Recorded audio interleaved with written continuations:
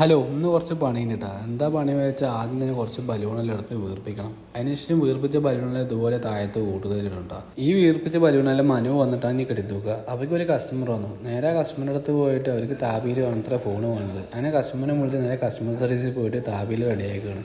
അങ്ങനെ താപിയെല്ലാം റെഡിയായി ബില്ലെല്ലാം അടിച്ചു കേട്ടോ. ഇനി നേരെ സെക്ഷനിലേക്ക് വന്നിട്ട് വീണ്ടും മൊബൈൽ ചെക്ക് ചെയ്യാൻ വേണ്ടി പോവാണ്.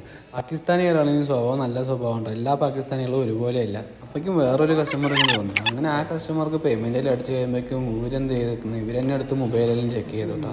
അങ്ങനെ മൊബൈൽ ഒരു കേസിലാക്കി ഒട്ടിച്ചിട്ട് കൊടുത്തു കേട്ടോ.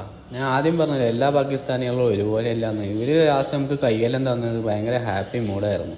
ഇതിൻ്റെ ഇടയിൽ മനു വന്നിട്ട് എല്ലാ ബലൂണും കെട്ടിത്തൂക്കി വെച്ചു കേട്ടോ. അതാണ് ബാക്കിൽ കാണുന്നത്. ഇനി നമ്മൾ നേരെ പോകുന്നത് സ്റ്റോറിക്കാണ്. കുറച്ച് കെറ്റിൽ എടുത്തിട്ട് ഡിസ്പ്ലേ ചെയ്യാനുണ്ട്. അതിനെ കെറ്റിൽ എടുത്ത് വന്ന് നമ്മളിപ്പോൾ ഡിസ്പ്ലേ എല്ലാം ചെയ്യാൻ പോകുന്നത്. അതിന് ഡിസ്പ്ലേ എല്ലാം ചെയ്ത് തരാനുണ്ടോ.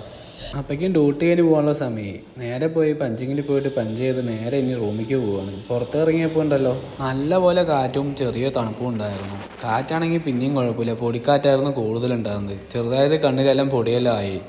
അങ്ങനെ റൂമിലെത്തി ഇനി കഴിക്കാൻ പോകുന്നത് കുബൂസും ചിക്കൻ കറിയാണ്. അങ്ങനെ ഡ്രസ്സും മാറി ഒറ്റ പേടയാണ് ചിക്കനും കുബൂസും കൂട്ടിയിട്ട്. നല്ല പോലെ ചാറ് കഴിച്ചുകൊണ്ട് തന്നെ നല്ല ടേസ്റ്റും ഉണ്ടായിരുന്നു കേട്ടോ, പറഞ്ഞില്ല വേണ്ട. അതിനുശേഷം നമ്മൾ കഴിച്ച് റൂമിലെല്ലാം പോയി മെല്ലെ അങ്ങനെ കിടന്നുറങ്ങാൻ വേണ്ടി പോവാണ്. അപ്പോൾ ശരി, അടുത്തൊരു വീഡിയോ കാണാം. ബായ്.